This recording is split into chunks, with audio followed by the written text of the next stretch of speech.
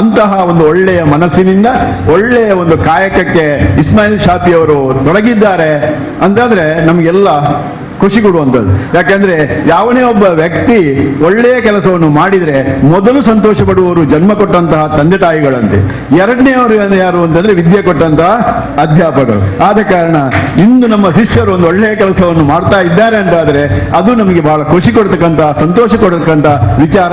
ಅದಕ್ಕಿಂತ ದೊಡ್ಡ ದೈವಾನುಗ್ರಹ ಬೇರೊಂದು ಇಲ್ಲ ನನ್ನ ಲೆಕ್ಕದಲ್ಲಿ. ಅದೇ ದೊಡ್ಡ ದೈವಾನುಗ್ರಹ, ದೇವರ ಅನುಗ್ರಹ ಅದಕ್ಕೆ ಖಂಡಿತವಾಗಿ ಇರುತ್ತದೆ. ಯಾಕಂದ್ರೆ ಅವರ ಮಾವನಲ್ಲಿ ಅದನ್ನು ಏನ್ ಮಾಡಿದ್ದಾರೆ, ಉದ್ಘಾಟಿಸಿದ್ದಾರೆ. ಹಿರಿಯರಿಗೆ ಗೌರವ ಕೊಟ್ಟಿದ್ದಾರೆ, ಗುರುಸ್ಥಾನಕ್ಕೆ ಗೌರವ ಕೊಟ್ಟಿದ್ದಾರೆ.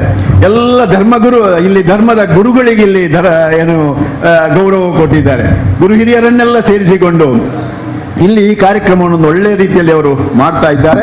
ಇದಕ್ಕೆ ಈ ಬಂಧುತ್ವ ಎನ್ನುವಂತಹ ಈ ಚಾರಿಟೇಬಲ್ ಟ್ರಸ್ಟ್ಗೆ ಯಾವುದೇ ರೀತಿಯ ತೊಂದರೆ ಬರಲಿಕ್ಕೆ ಸಾಧ್ಯ ಇಲ್ಲ. ಯಾವುದೇ ಒಂದು ಕಾರ್ಯ ಮಾಡುವಾಗ ಒಳ್ಳೆಯ ಕಾರ್ಯಗಳಾಗಿರ್ಬೋದು, ಒಳ್ಳೆಯ ವಿಚಾರಗಳಾಗಿರ್ಬೋದು, ಅದು ಅದರಷ್ಟಕ್ಕೆ ನಮ್ಮಲ್ಲಿಗೆ ಬರುವುದಿಲ್ಲ. ನಾವೇ ಅಲ್ಲಿಗೆ ಹೋಗ್ಬೇಕು, ಒಳ್ಳೆಯ ಕಾರ್ಯವನ್ನು ನಾವೇ ಮಾಡಬೇಕು, ಒಳ್ಳೆಯ ವಿಚಾರಗಳನ್ನು ನಾವೇ ಮಾಡ್ತಾ ಇರಬೇಕು. ಆಗ ದೇವರ ಅನುಗ್ರಹ ನಮಗೆ ಬೇಗನೆ ಪ್ರಾಪ್ತಿಯಾಗ್ತದೆ.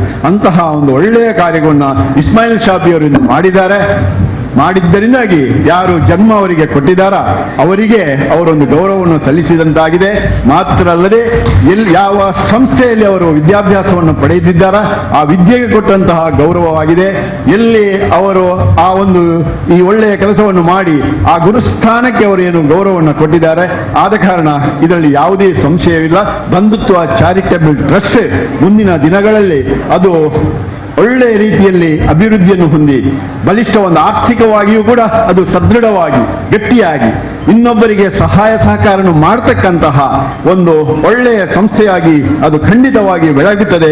ನಮ್ಮೆಲ್ಲರ ಸಂಪೂರ್ಣವಾದಂತಹ ಆಶೀರ್ವಾದ ಅವರಿಗೆ ಇದೆ ಎನ್ನುವಂತಹ ಮಾತಿನೊಂದಿಗೆ